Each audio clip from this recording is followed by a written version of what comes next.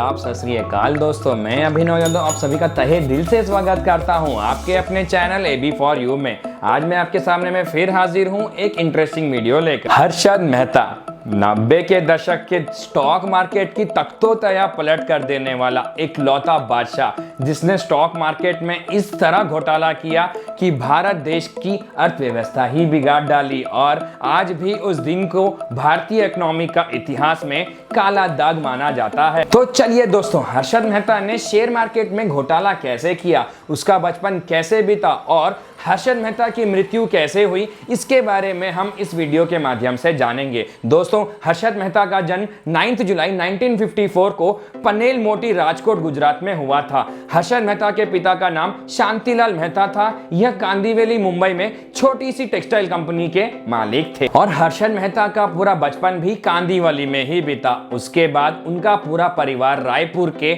मौधा पार गुरु नानक चौक में ही बस गया। हर्षद मेहता ने अपनी स्कूली शिक्षा रायपुर के होली क्रॉस बैरून बाजार सेकेंडरी स्कूल से पूरी की और सन 1976 में लाला लाजपत राय कॉलेज मुंबई से बीकॉम पूरा कर 8 सालों तक छोटी मोटी नौकरियां की। लेकिन बात यहीं खत्म नहीं हुई। बीकॉम पास करने के बाद हर्षद मेहता ने जब अपनी पहली job new India company limited में बतौर सेल्स पर्सन के रूप में की, तब उसी वक्त उनका ध्यान शेयर मार्केट की ओर जागा और उसी वक्त उसने नौकरी छोड़ हरि जीवन दास नेमित दास सिक्योरिटी नाम की एक ब्रोकरेज फर्म को ज्वाइन कर लिया और प्रसन्न पारी जीवन दास को अपना गुरु मान लिया। जीवन दास के साथ काम करते हुए हर्षद मेहता ने स्टॉक मार्केट के वो हर एक ट्रिक को अपना लिया और सन 1984 में grow more research and asset management नाम की कंपनी खुद खोल डाली और बॉम्बे स्टॉक एक्सचेंज मार्केट में ब्रोकर मेंबरशिप भी ले ली। और फिर क्या था, यहां से शुरू हुआ स्टॉक मार्केट के बेताज बादशाह का सफर,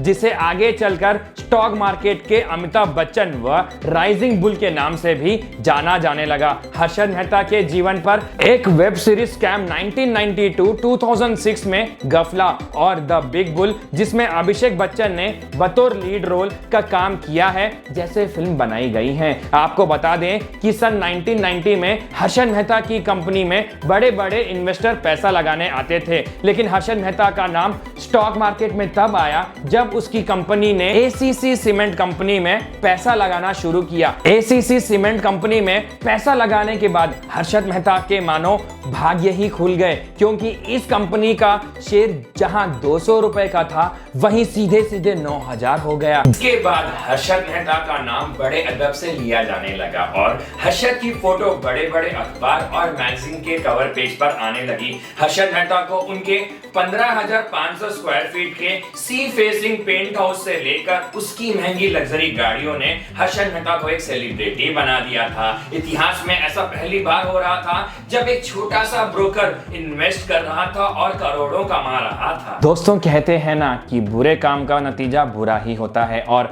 हर्षद मेहता के साथ भी कुछ ऐसा ही हुआ। सन 1992 में टाइम्स ऑफ इंडिया की रिपोर्टर सुचेता दलाल ने काफी छानबीन के बाद इस राज का पर्दा फाश कर दिया और दुनिया के सामने हर्षद मेहता की पोल खोल डाली। सुचेता दलाल ने यह बताया कि हर्षद मेहता बैंकों से 15 दिन का लोन लेकर स्टॉक मार्केट में लगाते थे और इन 15 दिनों के बाद बैंकों को उनके पूरे मुनाफे के साथ पैसा लौटा दिया करते थे। लेकिन सवाल यहाँ उठता है कि कोई भी बैंक 15 दिन का लोन नहीं देते हैं। हर्षद मेहता 15 दिन का लोन कैसे लेते थे? दरअसल हर्षद मेहता बैंक में एक फेक BR बनाता था, जिसके चलते उसको दूसरे बैंकों से पैसे मिल जाया करते थे। लेकिन इस बात का खुलासा होने पर सारे बैंकों ने अपने पैसे मांगना शुरू कर दिया और हर्षद मेहता पर धारा 72 के तहत क्रिमिनल एक्ट जारी किया गया और सिविल केस भी फाइल कर दिया गया। लेकिन इसके बाद भी हर्षद मेहता नहीं माने और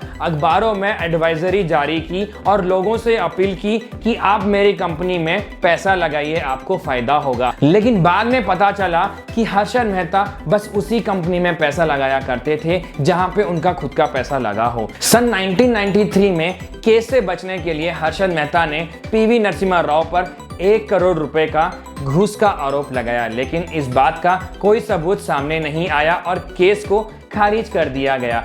हर्षद मेहता पर कई केसेस चले, लेकिन उसे बस एक ही केस में दोषी पाया गया, जिसके लिए सुप्रीम कोर्ट ने उसे 5 साल की सजा और महज 25,000 का ही जुर्माना लगाया था।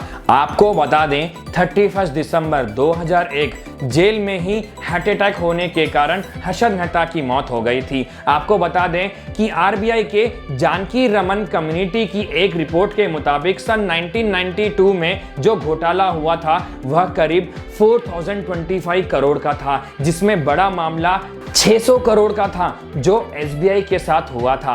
कहते हैं जब भी हर्षद मेहता पेशी करने जाते थे तब जनता की भीड़ उनके पीछे नारेबाजी करने आती थी। इस मामले का खुलासा करने वाली टाइम्स ऑफ इंडिया की पत्रकार सुचेता दलाल को सन 2006 में पद्मश्री से सम्मानित भी किया गया था। दोस्तों आखिरी में मैं आपसे यही कहना चाहूंगा, लाइफ में रिस्क है तो इश्क है।